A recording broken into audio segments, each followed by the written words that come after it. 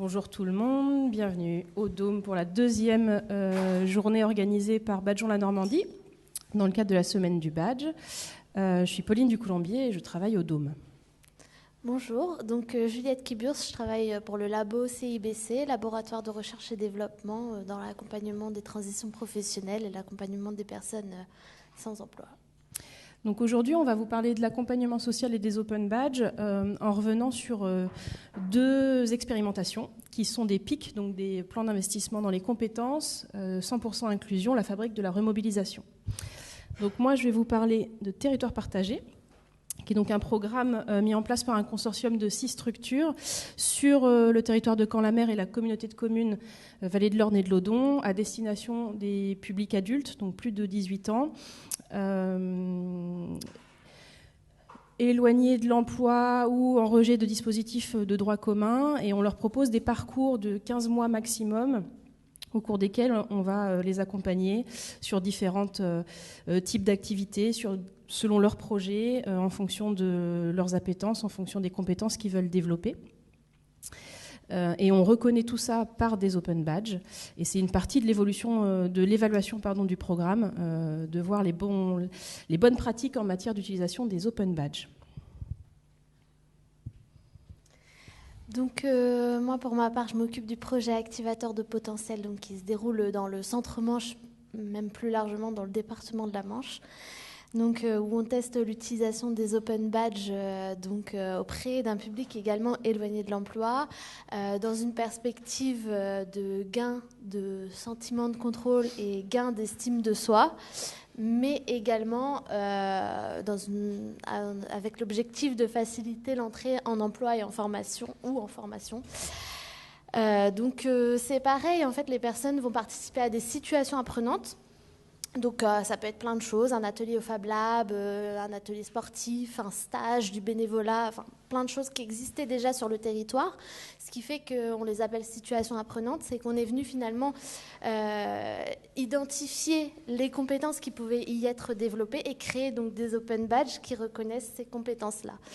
Voilà, donc les personnes, elles restent accompagnées par les structures qui les accompagnaient au départ dans leur projet pro, quoi. Donc le département, la mission locale, d'autres services. Mais ça peut être aussi des personnes peut-être qui ne sont pas du coup accompagnées, qu'on va essayer de rencontrer via des réseaux sociaux ou des choses comme ça. Voilà.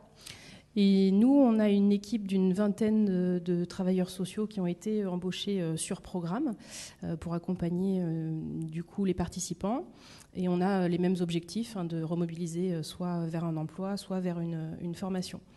Donc avant de démarrer, on a avec nous un participant de territoire partagé et une collègue référente de parcours qui pourront nous rejoindre par la suite pour répondre à vos questions ou échanger aussi si vous voulez plus d'informations sur ce qui se passe et comment ça se passe, et on n'a pas souhaité répondre à leur place, donc du coup ils sont venus en renfort avec nous, et merci d'être là. Alors, tac. Donc d'abord l'acculturation aux Open Badges, puisque pour mettre en place les Open Badges dans nos programmes communs, il a fallu une petite acculturation, puisque les équipes n'étaient pas forcément... n'utilisaient pas forcément les Open Badges dans leur pratique, connaissaient pas forcément bien l'outil. Donc la première phase, c'était vraiment de faire comprendre ce qu'étaient les Open Badges, comment on pouvait les utiliser. On a parfois une défiance vis-à-vis de l'outil, principalement au nom du public concerné, en disant ce public est trop éloigné, c'est pas un outil qu'ils vont pouvoir s'approprier. Donc là-dessus, nous, notre expérimentation, elle montre quand même que quand on attribue des badges à nos publics, 2/3 de ces badges sont acceptés et sont visibles dans le passeport. Donc on est quand même sur une proportion qui est assez intéressante. 2/3, ça nous semble quand même plutôt positif. Après, d'autres choses qui ont pu être soulevées lors de cette acculturation des équipes aux Open Badges, ça va être par exemple le manque de reconnaissance de l'outil du point de vue de Pôle emploi ou des entreprises. Donc Côté Pôle emploi, ça a évolué un petit peu au cours de l'expérimentation. On n'a pas précisé tout à l'heure que c'est sur une durée de 3 ans, ces expérimentations-là. Nous, la nôtre, elle termine en juin 2023. Donc là, il y a eu un petit peu des changements à ce niveau-là entre le début et la fin. Mais côté entreprise, c'est vrai qu'on travaille à les mettre un petit peu plus dans la boucle, à débloquer des opportunités concrètes pour les personnes qui ont des badges. Mais cela dit, je pense qu'il ne faut pas s'arrêter uniquement à ça, puisque les badges, on les utilise avant tout pour la reconnaissance ouverte des usagers dans leur parcours et donc le développement de leur pouvoir d'agir. Si vous voulez, quand bien même une personne ne présenterait pas à un employeur ses badges à la fin, l'idée c'est que pendant son accompagnement, elle soit reconnue, elle soit valorisée, elle gagne confiance en elle, etc. Voilà, ça c'est déjà un objectif en soi, au-delà de montrer concrètement à un employeur, même si on va y revenir tout à l'heure sur ce qu'on essaye de faire vis-à-vis de ça. Mais voilà, il ne faut pas oublier que c'est aussi un outil très important dans le travail d'accompagnement. Alors dans les choses négatives qui nous étaient souvent opposées dans le travail, il y a ce côté bon point, ce côté carotte. Et en fait, on se rend compte quand même que les participants se sentent valorisés par des badges qu'ils peuvent recevoir et chacun s'approprie différemment l'objet. Ça a pu aussi permettre des fois des échanges auxquels on ne s'attendait pas, c'est-à-dire qu'un badge qui a été délivré à une personne qui ne se sent pas légitime à l'avoir, forcément ça provoque l'échange et la discussion. Pourquoi est-ce que j'ai eu ce badge-là ? Parce que nous, on a reconnu à tel moment, sur telle activité, que tu étais en capacité de. Et inversement, des fois, on peut avoir des demandes de badge que la personne n'a pas encore eu et pouvoir analyser avec elle pourquoi est-ce qu'elle ne l'a pas encore ou peut-être juste c'est un oubli et effectivement, tu es attentif à ton parcours et ce badge, tu devrais l'avoir. Et on se rend compte aussi que c'est un vrai cahier de liaison, nous, sur Territoire Partagé, puisque donc on a un consortium de 6 structures. Les activités sont éparpillées un peu partout, entre le domaine de Beauregard, entre Colombelle, entre le Dôme, entre la AJB. Et du coup, il y a des participants qu'on voit passer dans nos structures, mais on ne sait pas forcément ce qu'elles font ailleurs selon le poste qu'on occupe sur Territoire Partagé.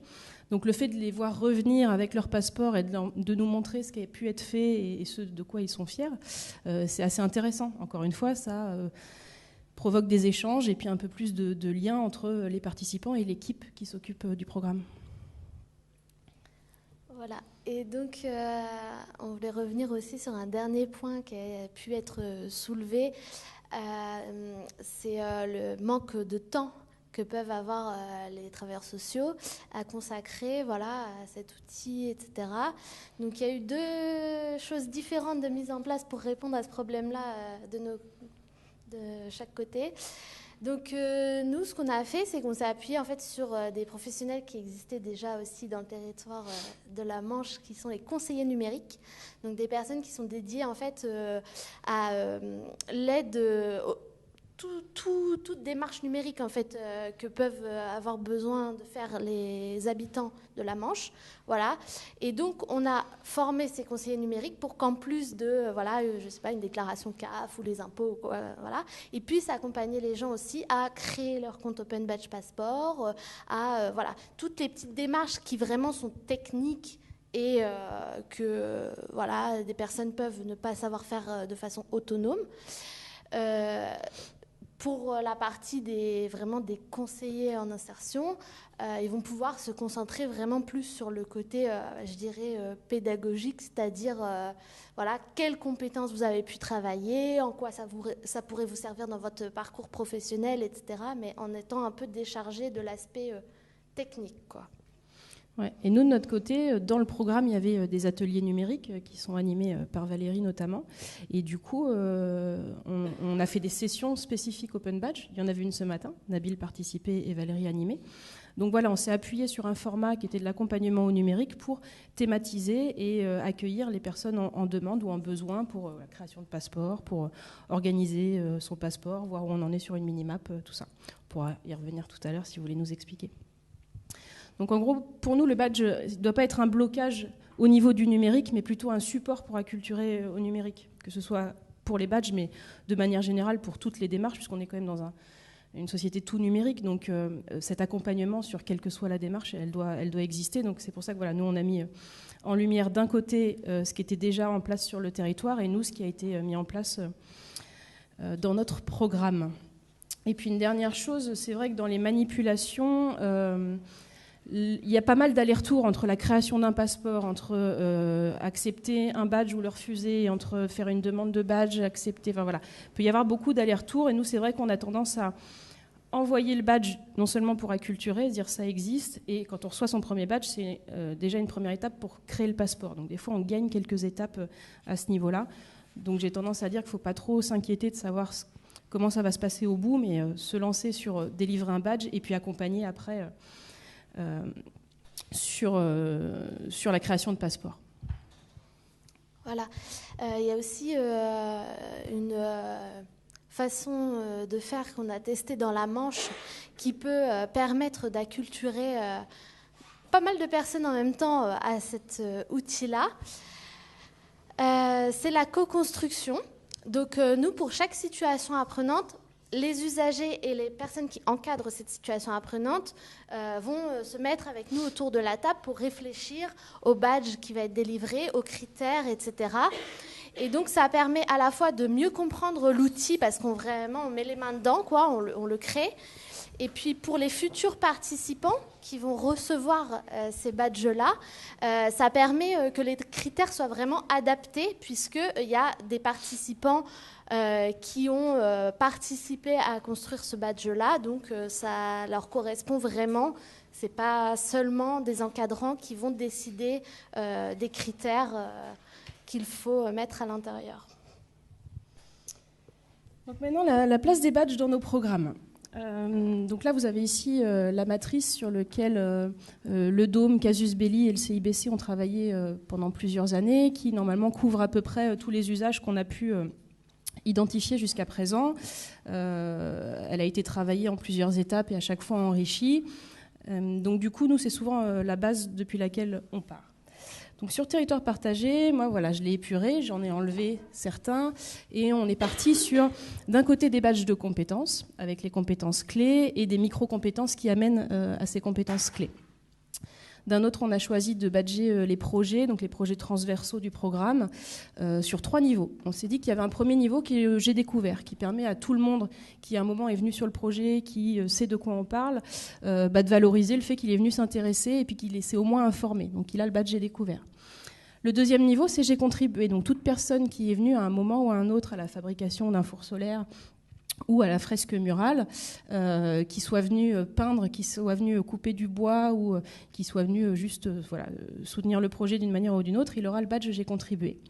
Et on a choisi de faire un troisième niveau, qui est transversal finalement à plusieurs types de personnes, c'est-à-dire que le J'ai accompagné, c'est autant les animateurs, autant les personnes encadrantes qu'un participant qui après va venir présenter le projet dans un forum, qui va venir en parler en interview parce qu'on en parle dans le journal. Enfin voilà, on a essayé de trouver un badge qui permet aussi de mettre à l'intérieur un peu différentes postures mais qui représentent un accompagnement du projet. Et enfin, les expériences, ça va être tous les ateliers qu'on peut mettre en place, la couture, la vidéo, le jardinage. Du coup, ça représente l'expérimentation. Donc, j'ai expérimenté le jardinage. Donc voilà, sur les compétences, micro-compétences, on va avoir à chaque fois un badge clé, donc un méta-badge qui est ici, par exemple, je sais travailler en équipe, et qui est acquis par les participants en fonction du nombre de micro-compétences qu'ils vont pouvoir avoir aussi. Donc là, j'en ai mis 5, mais il y en a un petit peu plus. Et donc, au bout d'un certain nombre de micro-compétences, on décroche le badge clé, qui est le badge compétences, qui a un équivalent avec les badges de la région, un 1 pour 1. C'est-à-dire que quand les participants de territoire partagé obtiennent le badge clé autonomie ou travailler en équipe ou s'adapter ou communiquer, ils obtiennent automatiquement la proposition de la région d'avoir le badge de la région. Donc ça, c'est un 1 pour 1 pour les badges clés. Et on a un 1 pour 3 pour les micro-compétences. Là, on n'est plus sur un badge je maîtrise, mais un badge je pratique. Et donc, voilà, dans cette catégorie-là, si on en a 3, on se voit proposer le badge de la région. Donc là, c'est d'autres exemples de ce que je vous disais sur les initiations. Donc je suis initiée au bricolage, à l'auto-entrepreneuriat, à la radio. Aujourd'hui même, à 18h, on a une émission live depuis le WIP avec pas mal de participants de Territoire Partagé. C'est pour ça qu'ils sont tous au WIP actuellement, sauf Nabil qui nous a rejoints. Mais n'hésitez pas, si ça vous intéresse, d'écouter l'émission ce soir. Pardon. Et donc, voilà, un badge projet dont je vous parlais, le four solaire. En 3 niveaux, j'ai découvert, j'ai contribué et j'ai accompagné. Voilà pour Territoire Partagé. Alors du coup, pour activateur de potentiel, on a fait un petit peu différemment, mais quand même à partir d'une même intuition, qui est celle de se dire que les compétences, en fait, travailler dans ces ateliers, elles sont aussi transférables à voilà, un emploi, etc. Donc, ce qu'on a fait, c'est que nous, on a fait vraiment un badge de compétences, ou plusieurs, mais contextualisé, donc un pour chaque situation apprenante. On ne peut pas l'avoir dans un autre cadre que cette situation apprenante-là. Mais en fait, l'idée, c'est que ce soit un outil aussi qui permette de travailler la réflexivité. Donc, voilà, comment j'ai mobilisé cette compétence, quel contexte y avait-il, si le contexte changeait, la durée ou le fait que je sois avec des gens que je ne connais pas ou dans un autre environnement, etc. Comment je pourrais de nouveau mobiliser cette compétence, etc. Donc, voilà, c'est une approche différente, mais toujours avec le même fond quand même. Et il y a quand même quelques autres badges, du coup, je veux bien que tu passes à la diapo suivante. L'exemple du badge T-Pro qui est au milieu, qui est aussi dans notre projet, mais en fait qui existait avant sur le territoire. Et c'est vrai que nous, on est plus venus dans un rôle d'accompagnement du territoire à se structurer un territoire apprenant. Donc, finalement, quand on a travaillé... pour ce badge-là, l'exemple concret, c'est voilà, on travaille avec un employeur, comment on peut co-construire un parcours, etc. On lui propose nos badges, nous, qu'on a fait, mais il dit oui, mais j'ai vu sur Open Badge Passport celui-là qui m'intéresse. Bon, on va aller voir le Greta, on ne travaillait pas avec eux avant, mais est-ce qu'ils peuvent intégrer le projet? Comment ça peut, voilà, on peut fonctionner ensemble? Et finalement, il y a des coopérations qui se créent comme ça sur le territoire autour de l'outil. Et nous, dans le consortium de territoire partagé, le Dôme badge est déjà depuis 4-5 ans, ce qui fait qu'il y a aussi des badges sur lesquels on s'est reposé. Donc là, il y a 2 exemples, la découpe laser ou découvrir la langue des signes. Donc c'est vrai qu'on a continué aussi, nous, à délivrer ces badges-là pour qu'il y ait un maximum aussi de pluralité dans le type de badge qu'on peut avoir et qui dessine un peu mieux les parcours dans le programme. Alors, la mise en place de l'organisation. Alors, il y a plusieurs écoles dans la façon d'utiliser les badges. Donc, sur activateur de potentiel, par exemple, on a choisi de faire des badges que les participants doivent demander. Donc, sur la gauche, vous voyez une petite affiche. Voilà, ils ont fait l'UFO Street à Saint-Lô. Ils ont fait des ateliers sportifs, etc. Ils peuvent, à l'issue, flasher les QR codes et demander les badges de compétences qui vont pouvoir les reconnaître. Donc, il y a du coup un petit formulaire avec des questions, etc., qui, justement, accompagnent la réflexivité dont on parlait précédemment. Les personnes doivent le remplir en autonomie ou accompagnées par leur conseillère ou leur conseiller. Et puis, une fois que le badge est demandé, on va leur valider. Donc, avantages et inconvénients, puisqu'il y a plusieurs écoles.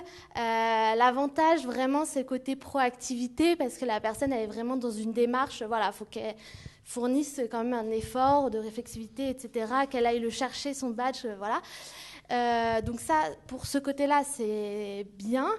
Il y a aussi un truc qu'on n'a pas mentionné, mais par rapport aux encadrants qui vont délivrer les badges, ils n'ont pas besoin, dans ce contexte-là, de maîtriser l'outil Open Badge Factory, d'aller sur la plateforme, etc. Parce qu'en fait, une demande de badge, on la reçoit simplement par mail, et puis ensuite, on dit si on délivre le badge ou si on le refuse, etc. Donc c'est vrai que ça allège aussi un petit peu de ce côté-là. Mais en même temps, là, dans l'exemple que j'ai montré, il y avait un formulaire avec quand même de l'écriture, des choses qui sont sollicités chez les participants. Donc, il faut vraiment que ce soit accompagné ou alors qu'on trouve des alternatives inclusives. Il est possible de faire des demandes de badge par dépôt de fichiers audio, par exemple, donc en répondant à l'oral si on n'est pas à l'aise. Enfin, voilà, il y a des alternatives, mais il faut vraiment être attentif aussi à ça. Et puis, le côté numérique, tout le monde ne va pas forcément pouvoir spontanément sortir un smartphone, flasher le QR code et voilà, faire sa démarche. Donc, c'est pour ça aussi qu'on s'appuie, comme j'ai expliqué tout à l'heure, sur les conseillers numériques qui vont pouvoir vraiment être un support pour les personnes qui auraient des difficultés à faire cette démarche-là, quoi. Voilà.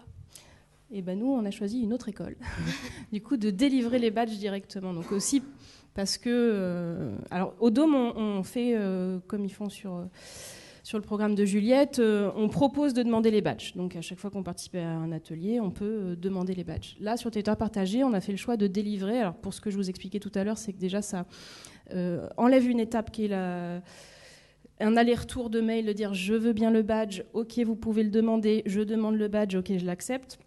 Donc là, on voulait un peu faciliter ces allers-retours-là et puis permettre dès le premier badge qu'on nous attribue de créer le passeport.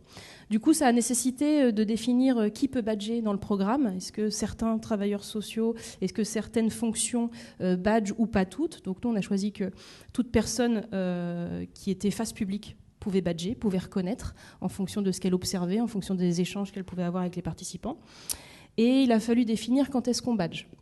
Donc on a défini aussi que finalement, comme on accompagnait le parcours d'un participant, on allait badger tout au long du parcours, du début à la fin du programme. Et ensuite, il a fallu du coup trouver les outils. Donc ça, c'était peut-être la partie la plus compliquée, parce que donc, comme je vous disais, on a un consortium, on est 20 personnes, on n'a pas non plus toutes les mêmes méthodes de travail, on ne voit pas tous les mêmes participants dans les mêmes contextes, donc il fallait quand même s'harmoniser. Et en plus, il y avait ce choix sur les micro-compétences de faire 2 niveaux, un niveau « je peux » qui est en gros la première fois qu'on identifie que la personne est en capacité de, et un niveau « je sais ». Et du coup, voilà, la première question, c'est à partir de quand on estime que la personne sait. Et donc, nous, on s'est mis d'accord en disant qu'à partir du moment où dans l'équipe, 3 personnes identifiaient que la personne savait, donc était au-delà du niveau « je peux », on attribuait ce badge-là. Ce qui fait qu'il a fallu mettre une sorte de tableau qui reste une petite usine à gaz. Il nous manque un outil, mais c'est peut-être des développements qui restent encore à créer. Mais ça nous a permis, en tout cas, nous, de voir où en étaient les collègues sur tel ou tel participant et puis d'avancer sur les badges.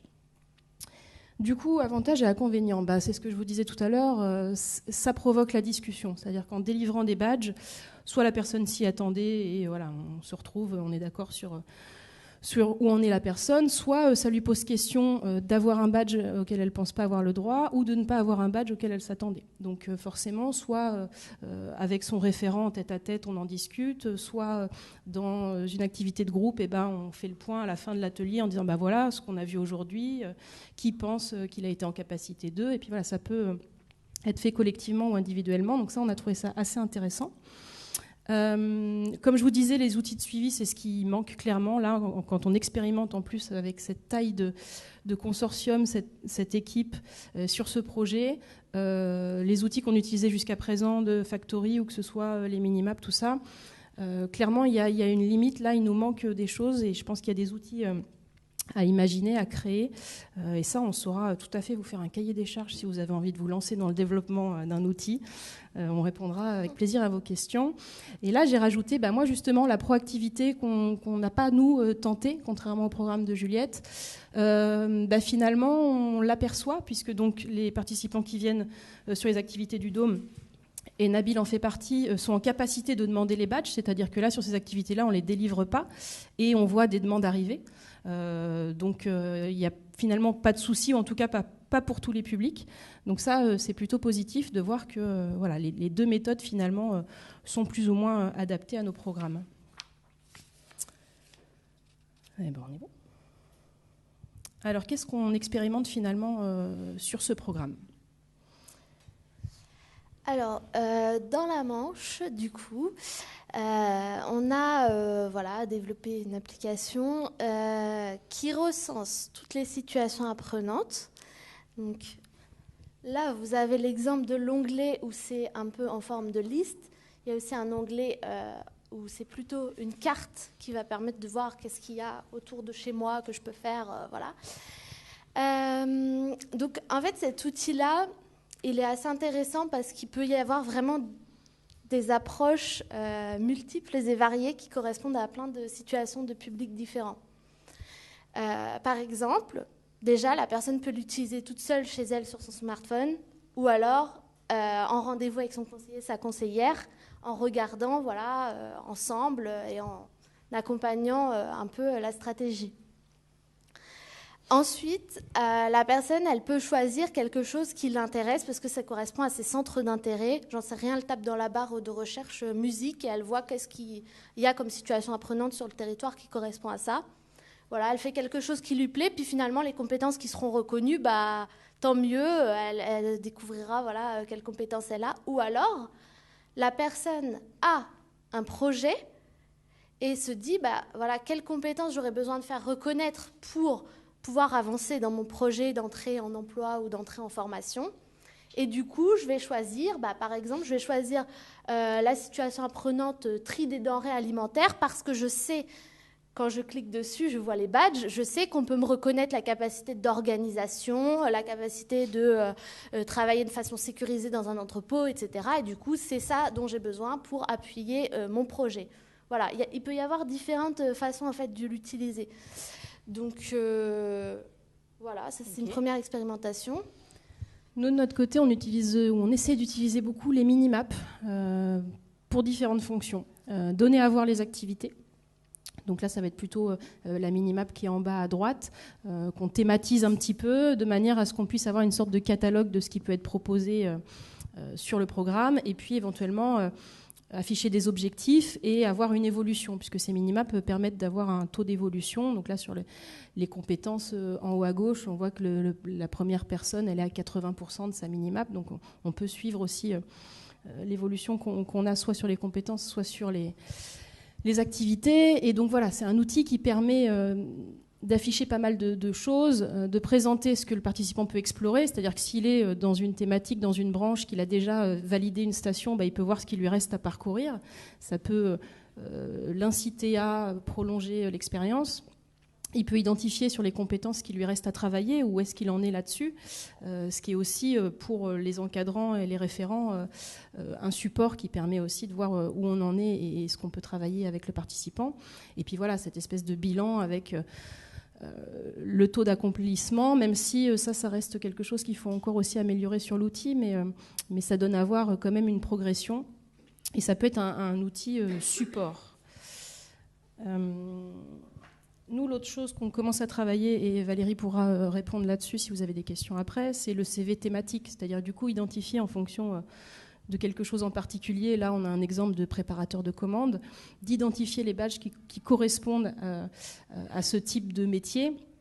Et du coup, voilà, de créer le CV thématique qui peut venir en support, en soutien du CV traditionnel et qui peut permettre parfois dans l'échange aussi avec le participant de donner à voir la transversalité des compétences et aussi la transférabilité.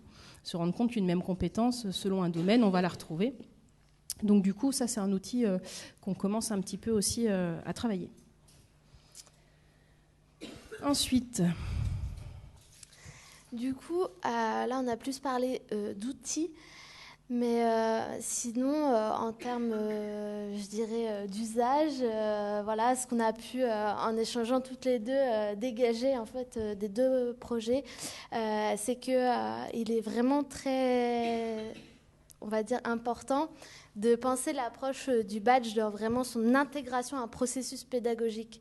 Amener un outil qui peut être mobilisé en supplément et sans vraiment que ça prenne sens dans l'ensemble de l'accompagnement, c'est pas forcément pertinent. Les structures qui s'en sont emparées, finalement, l'outil répond vraiment à une approche qui est du début à la fin, comment je vais pouvoir aider le participant à développer son pouvoir d'agir.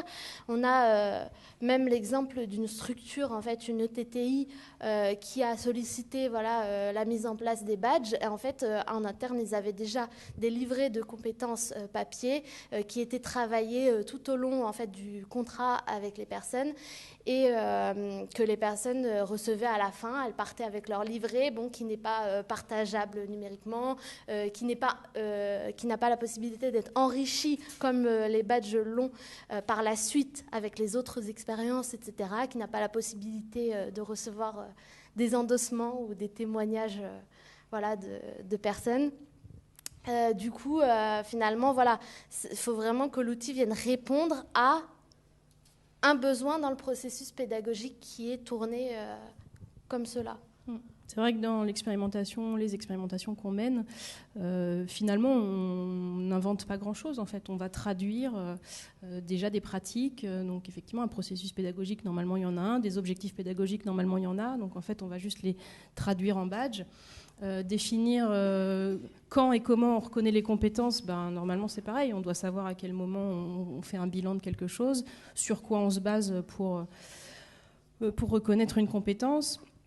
On pense aussi qu'il faut imaginer, en tout cas nous de notre côté c'est comme ça sur les micro-compétences, imaginer les badges de manière transversale pour qu'un même badge puisse être demandé ou travailler dans différentes activités, parce qu'on peut ne pas aimer le jardinage et pour autant avoir des compétences à travailler, donc les retrouver en couture ou de les retrouver dans un centre de culture scientifique. C'est important que le badge fonctionne dans différentes situations apprenantes.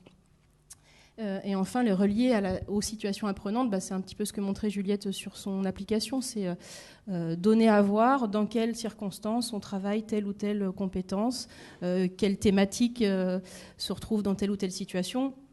Voilà, faire le lien et pour le travailleur social, mais et aussi pour le participant, de ce qu'il y a derrière une activité et ce qu'on peut acquérir après tout ça.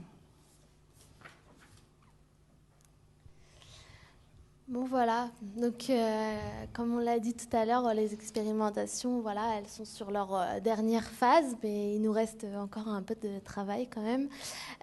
Donc ça serait de vraiment réussir à passer un cap avec les entreprises et les organismes de formation, puisque pour l'instant on peut avoir des entreprises qui sont présentes à nos réunions qu'on appelle les comités de la reconnaissance, qui disent clairement les besoins en recrutement aujourd'hui sont tels que nous on est prêt à prendre des gens sur leurs soft skills et à apprendre après les compétences techniques sur le terrain, etc. Voilà, mais on n'a pas encore concrétisé ce débouché officiel. Je propose un emploi à une personne qui aurait tel et tel badge, par exemple. Donc c'est en cours. On y travaille et il y a quelques entreprises avec lesquelles ça va vraiment bien pouvoir être mis en œuvre. Après, ça reste pour l'instant quelques entreprises comme ça. Donc l'idée, c'est vraiment d'aller là-dessus, quoi. Là, on va prendre un exemple justement de badges qui sont donnés sur un projet actuel, d'ailleurs qui avait lieu en partie ce matin au Dôme, le projet Butai, donc fabrication de petits théâtres japonais. Ça, c'est les badges qui vont être délivrés sur ce projet. Donc d'un côté, on vous en parlait tout à l'heure, les compétences, les micro-compétences. Donc là, ces badges-là, ils sont déjà endossés par la région. Ils sont endossés par toutes les structures du consortium. C'est-à-dire que quand le projet il se terminera dans un an, il y a quand même derrière des structures et c'est lisible et on comprend qui était derrière le projet. Et actuellement, la partie employeur, organisme de formation n'est pas forcément encore dans la boucle. Et ça pourrait être quand même intéressant de venir endosser ces badges et de reconnaître ce qu'il y a derrière et de les identifier en tout cas par la suite pour éventuellement des candidatures, que ce soit pour un emploi ou que ce soit pour une formation. Après, on va avoir les badges un peu d'expérience, de thématique, qu'est-ce qu'ils ont découvert à travers ce programme. Donc là, on a la découpe laser, on a un logiciel 2D, et puis on a la langue des signes, puisque c'est autour du théâtre de la langue des signes. Donc là, ces badges-là, c'est des badges du Dôme.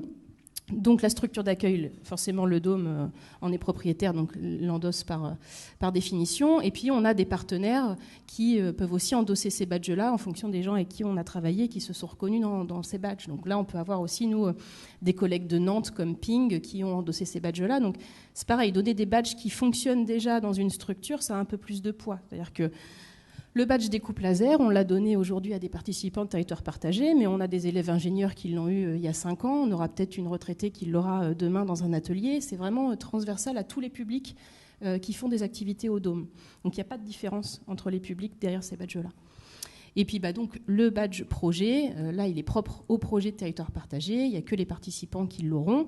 En revanche, il est endossé par le partenaire qui travaille sur la langue des signes avec eux.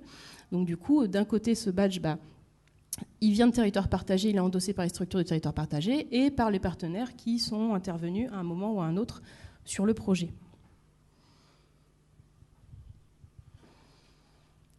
D'où l'importance d'endosser les badges et de se mettre d'accord et de travailler les partenariats et de voir ensemble comment on peut se reconnaître ou pas derrière certains badges. Ça permettrait d'avoir une lecture commune, c'est-à-dire que quand on reçoit après, que ce soit un CV ou que ce soit quelqu'un qui a un passeport de badge sur son téléphone, de comprendre ce qu'il y a derrière, de pouvoir assez vite lire les structures qui sont derrière, les critères qui sont sur le badge, et de reconnaître ce qui est valorisé derrière. On peut imaginer que dans le cadre d'une VAE où il faut faire un livret 1, dire moi je pense que votre diplôme correspond à ce que j'ai fait parce que j'ai fait ci, parce que j'ai fait ça, peut-être qu'un CV de badge pourrait être la clé d'entrée dans une VAE par exemple. Ou pourrait, en fonction d'une entreprise qui a identifié qu'elle elle peut former ses salariés, elle n'a pas de souci avec ça. Par contre, elle a absolument besoin de candidats qui savent être à l'heure, qui savent demander de l'aide, qui comprennent les consignes. Et que du coup, voilà, sur un CV, de peut-être avoir ces 3-4 compétences clés, qui sont aussi un des badges de la région, d'avoir une lecture un peu plus simple du profil du candidat et de pouvoir accepter une candidature plus ou moins sur badge. Voilà, on va terminer la présentation avec juste une petite inspiration, je dirais. Nous, on a un partenaire dans la Manche qui est la direction de l'insertion et de l'emploi du département, qui, je trouve, a une vision tout à fait intéressante, notamment vis-à-vis du fait de convaincre des employeurs de se mettre au badge. Elles nous disent tout le temps, en fait, les bénéficiaires du RSA qu'on accompagne, ils ont parfois un gros trou dans le CV, pas de diplôme, etc. Et du coup, au niveau des employeurs, ça peut faire peur, ça peut interroger, etc. Et en fait, faut pas oublier que l'outil Open Badge, il est surtout là pour rendre visible quelque chose. Et rendre visible notamment tout le travail qui est fait, toute la mobilisation de compétences qui est faite durant cet accompagnement, mais aussi dans la vie privée. Ils peuvent être parents d'élèves à l'école, etc. Et je vais exemplifier, je voulais prendre l'exemple de la langue des signes, mais je crois que je vais exemplifier avec la personne que j'ai rencontrée hier. Parce que tous les jours, on a des exemples. Parce que c'est frais et puis m'a vraiment inspirée. Donc pour le coup, je vais donner cet exemple. Il y avait un monsieur hier avec qui on a fait des badges parce que ça fait 2 ans qu'il n'a pas travaillé, mais en fait il a accompagné sa maman qui était très malade. Et alors là, les compétences qu'il a développées, et aussi bien technique, il y a des soins, il y a des choses, mais de soft skills. Il m'a parlé directement, spontanément de l'écoute, de la patience, etc.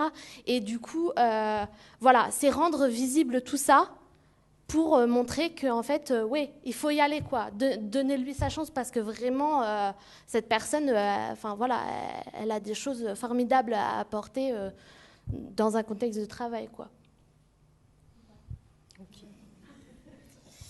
Merci. Si vous avez des questions ou des remarques, on va pouvoir discuter avec vous. Si vous voulez venir, Nabil et Valérie, pour témoigner au nom de Territoire Partagé et que je ne réponde pas à votre place, ce sera avec plaisir. En tout cas, merci d'être venus. Allez-y, installez-vous. Vous pouvez me poser sur l'enceinte, s'il te plaît. Allez-y, si vous avez des questions, un micro. Oui. Sinon, déjà, je vais prendre pour que les gens sur YouTube entendent. Ce matin, vous étiez en atelier, du coup, atelier numérique. Oui. Et du coup, c'était spécialement sur les Open Badges. Est-ce que tu peux nous dire un petit peu ce qui s'est passé ?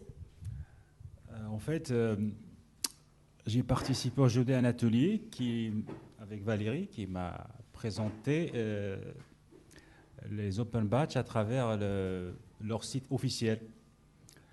Donc, c'est vrai, moi, d'habitude, je participe à des ateliers et je reçois des badges qui attestent de ma présence et les compétences que, éventuellement, je développe dans ces ateliers. Mais j'ai jamais visité le site, mais c'était l'occasion avec Valérie qui m'a tutoré aujourd'hui pour naviguer sur le site. Et bien évidemment, je ne vais pas revenir beaucoup sur les détails techniques parce que les Julie les ont amplement expliqué. Mais pour moi, c'est comme un tableau de bord, ce que j'ai vu. Et le candidat ou le participant détient les manettes de son destin. Il jongle et navigue avec ses compétences, ce qu'il manque ici, ce qu'il peut développer.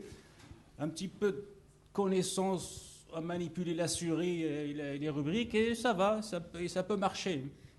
Donc j'ai découvert beaucoup, par exemple les micro-compétences, le badge et le méta-badge. On peut cumuler certains badges et on se trouve avec un badge de la région, ce qui est intéressant. Ce qui est important pour moi en tant que quelqu'un qui était loin du milieu de travail, ça donne une reconnaissance et se rendre compte qu'elle a des choses à donner, qu'elle a des compétences. Bien évidemment, pour mon cas, chaque participant a son expérience, mais moi, j'avais dans le passé pas mal de diplômes ou des compétences qui dormaient. Ces badges et ces ateliers commençaient à les réveiller un petit peu et les secouer. Et je suis ravi parce que ça remonte le moral et en plus quand on assiste à des ateliers, quelquefois on reçoit le badge. Ah ben, j'ai cette qualité. C'est bizarre ça. Et je me rends compte que c'est vrai, je l'ai développé pendant l'atelier et avec les accords bien évidemment avec ma référente qui me rend beaucoup service et m'aide sur ce plan-là. On choisit les ateliers et on cumule les badges petit à petit. Surtout les compétences. Le badge, c'est plutôt un caractère moral pour la personne. Mais il faut savoir toujours argumenter ce qu'on fait. Et merci. Merci Valérie. Mais je n'étais pas prévenu pour parler au micro aujourd'hui. Mais je suis piégé, mais franchement. Mais puisque vous êtes là, vous êtes venus, et le badge nous a fait rencontrer, ben j'ai pas voulu m'éclipser. Merci Valérie.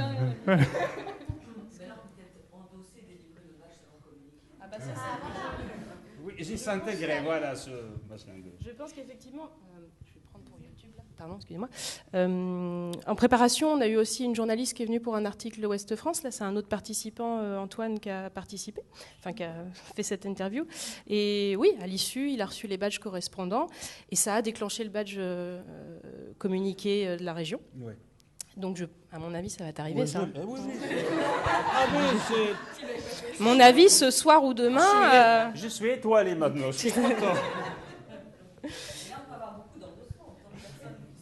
C'est ça, parce que l'endossement, on n'a pas forcément pris le temps de l'expliquer, mais ça peut être endosser la structure, le projet, ça peut être endosser le badge, ou ça peut être endosser la personne. Donc vous pouvez retrouver Nabil sur son passeport et l'endosser directement parce que vous pouvez témoigner de ce que vous avez vu aujourd'hui. Est-ce que vous avez des questions ou des remarques, Bruno?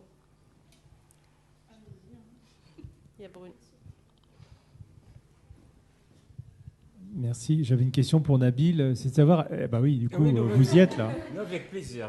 Est-ce que vous parlez des badges autour de vous, dans votre famille ou votre entourage? Vous avez parlé de cette expérience des badges? Oui, effectivement, j'ai parlé avec ma famille, et, les amis que je croise, mais c'est nouveau pour eux. C'est quelque chose qu'ils trouvent un petit peu complexe, oui. Voilà. Et pour vous, c'est compliqué d'en parler? Non, avec le temps, j'ai commencé à apprendre à parler des badges parce que mon apprentissage était progressif au niveau de badges, au niveau de rapport avec les ateliers, de quoi s'agit-il. C'était très progressif à fur et à mesure. en assistant les ateliers, en parlant avec ma référente et les autres animateurs, on comprend petit à petit le fonctionnement. Mais maintenant, j'arrive à transmettre l'idée de c'est quoi un badge. Oui. Valérie, tu es référente de parcours. Est-ce que tu travaillais avec les badges avant ce programme ? Est-ce que tu connaissais les badges ? Du coup, moi, je suis référente depuis février de cette année et c'est vrai que c'était une grosse découverte parce que c'était déjà un petit peu implanté dans le projet. Petit à petit, ça se mettait en place et tout. Mais ce qui était bien, c'est que le Dôme proposait notamment des ateliers une fois par mois, justement concernant les badges. Donc c'est vrai que pour des personnes lambda qui viennent d'arriver, on pouvait se poser les bonnes questions, à savoir comment ça fonctionnait, dans quel cadre et tout. Et notamment avec aussi mes collègues, il y a toute aussi cette thématique de savoir, comme l'a dit Pauline, comment on délivre les badges, à quel point on délivre les badges. Et c'est vrai que ça a été tout un travail en fait, parce que c'est à partir de là où on a défini aussi un parcours au final. Et petit à petit, il y a aussi un besoin qui s'est créé. Ça veut dire que moi, en tant qu'aussi encadrante d'ateliers numériques, avec la fracture, comme vous le savez, c'est un peu complexe. On a essayé au moins de faire une séance par mois et voire un peu plus pour justement permettre aux participants de s'accaparer, en tout cas, la thématique des open badges. Ça veut dire que petit à petit, Nabil est à côté de moi. On en a reparlé ce midi, on a demandé à une participante est-ce que tu pourrais nous expliquer ce que c'est qu'un open badge ? Elle dit mais non, mais moi je ne veux pas y arriver, je ne vois pas pourquoi vous me posez la question. Elle était paniquée et on lui a dit non mais vas-y. Elle a expliqué en une phrase très simple. Et on a dit, si, au final, vous avez compris, c'était valoriser ses compétences auprès des employeurs. Elle l'a dit dans une phrase très, très simple. Et on a dit, c'est ça, en fait, vous avez compris, Laurence. Et nous, en fait, ce qui est important et ce qu'on voudrait, on essaye en tout cas de mettre en place, c'est qu'ils s'accaparent l'outil. C'est d'où aussi la thématique et tout. Si nous, en tout cas, ils s'accaparent l'outil, et petit à petit, en tout cas, ça commence à germer. Et le fait aussi, du coup, la question était intéressante, c'est d'en parler par leurs propres mots. Là, on se dit déjà, pour nous, c'est un bon point, quoi.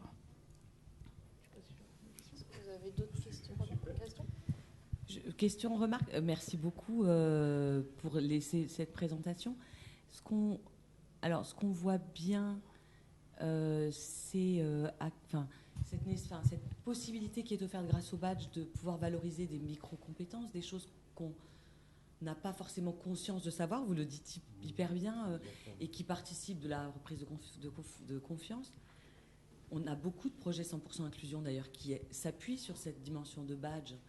Et en fait, souvent d'ailleurs, avant on faisait ça sans avoir l'outil du badge qui matérialise quelque chose et qui rend fier. Moi, ma question, c'est, dans ce projet-là, on voit bien que c'est utilisé comme étant un outil pédagogique, didactique, en appui des ateliers, qui permet de reconnaître ces micro-compétences et de les endosser ensuite au fur et à mesure, de les faire reconnaître. Est-ce qu'il y a aussi des espaces qui sont ouverts pour reconnaître d'autres types de micro-compétences qui ne sont pas forcément dans le déroulé pédagogique, entre guillemets, mais qui sont aussi une façon de valoriser des acquis qui ont été dans d'autres univers, dans sa vie personnelle, etc. D'ailleurs, ce que vous disiez sur l'accompagnement de vie sur d'autres... voilà. Et j'ai l'impression que c'est présent dans le projet peut-être CIBC et peut-être un peu... Est-ce que ça fait partie des réflexions qui sont les vôtres ? Parce que du coup, je vais jusqu'au bout de ma réflexion et de ma question.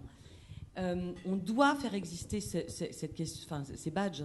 Et il faut que ça devienne une fierté et qu'en fait, ensuite, vous êtes nos porte-parole. C'est vous. Non, mais c'est vrai, c'est ceux qui, y compris d'ailleurs pour que ça vive dans les entreprises, plusieurs l'ont dit, hein, la question c'est qu'il faut que demain les entreprises, les employeurs, ils reconnaissent les badges pour recruter, qui s'appuient dessus. Et donc, il faut qu'on reconnaisse une diversité en fait de situations grâce à ça. En fait, je crois que c'est quand vous arriviez, Juliette expliquait la co-création des badges, donc tu peux peut-être éventuellement revenir dessus sur l'activateur. Nous, c'est la brique qui a manqué, parce qu'on a eu des vraies difficultés en début de programme à mettre en place les open badges pour différentes raisons. Et du coup, en ayant pris un peu de retard, on est parti sur une base d'open badge de manière à ce qu'il y ait une cohérence et une adhésion de la part de tout le monde déjà dans l'équipe. Ce qui n'empêche pas, ce qui est déjà bien, mais moi je visais un idéal, vous voyez. Ce qui n'empêche pas là, au fil de l'eau, de continuer à produire des badges en fonction des projets qui arrivent, et éventuellement, excuse-moi, je te tourne le dos, et éventuellement des demandes, d'idées, voilà. Parce que nous, de manière générale, c'est déjà ce qu'on faisait avant ce programme. sur un programme qui s'appelait Parcours Digital. Sur une semaine, on avait des jeunes qui venaient développer des projets et apprendre à se servir du Fab Lab. Et on prenait, sur la dernière journée, 2 heures pour co-créer ensemble les badges de ce qu'ils voulaient reconnaître. Et donc ensemble, en fonction de ce dont ils avaient pu... Enfin, tout ce qu'ils voulaient reconnaître en fonction de ce qu'ils ont appris, de ce qu'ils ont découvert chez eux. Voilà. On mettait ensemble un pot commun et on essayait de créer les badges. Donc ça pouvait être, moi j'ai été super patient, j'ai attendu que mon collègue termine alors que j'avais fini depuis longtemps. Et voilà, le fait qu'ils mettent ça en évidence, ça valait un badge. Donc on a créé des badges, je suis patient, voilà, j'ai écouté les autres. Mais ça pouvait être juste, j'ai été fière d'avoir passé une semaine dans un lieu comme celui-là. Et donc voilà, on est en capacité de co-créer des badges comme ça. Sur territoire partagé, on n'a pas encore eu l'espace et le temps parce que c'est déjà très complexe avec ces 6 structures, ces 20 personnes, à déjà arriver à faire en sorte que ces badges existent, soient délivrés, que derrière ça arrive jusqu'aux participants, que le participant s'empare de voilà. Mais effectivement, c'est un idéal et ça n'empêche qu'on continue à créer des badges au fil de l'eau. Moi, dès que je reçois une demande, on crée ensemble, on y réfléchit. Le participant pourrait y participer, on n'est pas encore arrivé à ça, mais c'est tout à fait ouvert. Et sachant qu'encore une fois, les micro-compétences, dans l'idéal, on aurait dû les rédiger avec les entreprises, avec le territoire, avec tout le monde. Ou au moins peut-être avec 3-4 structures qui sont partenaires ou bienveillants sur le programme. Tu veux parler de la co-création chez vous ? Oui, ça marche encore, oui. Nous aussi, donc, on passe par la co-création de tous les badges, en tout cas qui n'existaient pas avant. Donc c'est vrai que les participants, avec les personnes qui encadrent l'activité, voilà, se mettent autour de la table et décident ensemble quels vont être les critères qu'on va mettre dans le badge et tout ça. Et aussi, pour le côté, voilà, reconnaître des choses qui ne sont pas forcément... dans le cadre, je veux dire, institutionnel de l'accompagnement, etc., c'est vrai que là, on n'a pas forcément montré beaucoup de situations apprenantes, mais en fait, on passe vraiment beaucoup par là, quoi. Enfin, là, par exemple, on travaille avec un conseil citoyen. Donc, c'est des gens, voilà, ils habitent dans un quartier et ils peuvent contribuer à l'amélioration de leur quartier en faisant... C'est complètement libre, quoi. Ils peuvent le faire s'ils le veulent, ça ne fait pas partie de leur accompagnement, etc. Mais on développe vraiment des compétences en faisant ça, quoi, parce qu'on monte des projets ensemble, en collectif, etc. L'exemple que je voulais donner normalement à la fin, là, on peut le nommer. Donc, en fait... il y a à Saint-Lô un café-signe, donc c'est des gens qui se réunissent et qui parlent en langage des signes ensemble. Voilà, on peut venir pour découvrir le langage des signes ou simplement pour s'exprimer avec d'autres personnes de cette façon. Et ça aussi, il m'est déjà arrivé d'être avec un usager qui disait, mais comme en fait beaucoup de personnes au début, non mais moi j'ai pas de compétences, je sais rien faire, etc.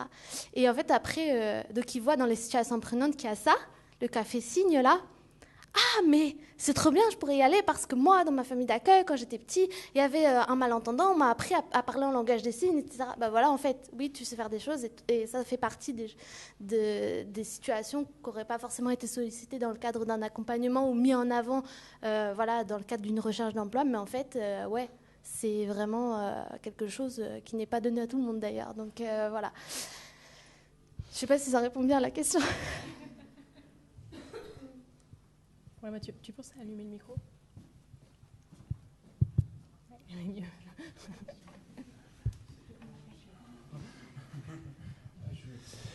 Bonjour.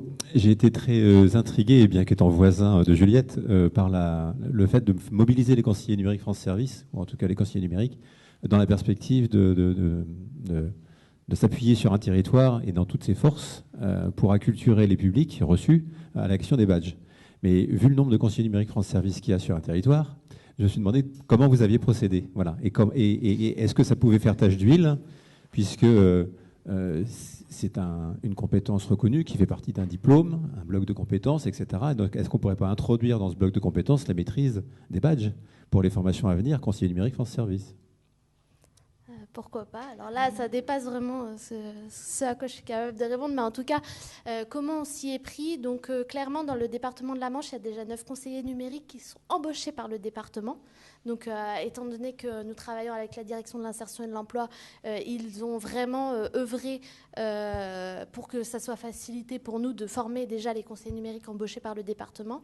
Ensuite, il y a des médiateurs numériques. C'est pas, voilà, les missions se rejoignent, mais c'est pas forcément la même appellation, qui sont financés par la région Normandie et qui avaient entendu parler des badges et qui nous ont même sollicité en fait. Après, il y a aussi des conseillers numériques qui sont embauchés. Il y a des collectivités locales qui embauchent des conseillers numériques. Il y a tout un tas en fait de référents pour ces personnes-là. Donc nous, c'est vrai que la première formation qu'on a fait, on l'a ouvert à tous les conseillers numériques qui le voulaient et qui ont eu l'info. Il y a eu 17 personnes. En tout, ils sont 44 dans la Manche. On va certainement faire une deuxième session. Après, ils en parleront peut-être à leurs autres collègues en leur disant « moi, j'ai eu la formation ». Enfin, voilà. En tout cas...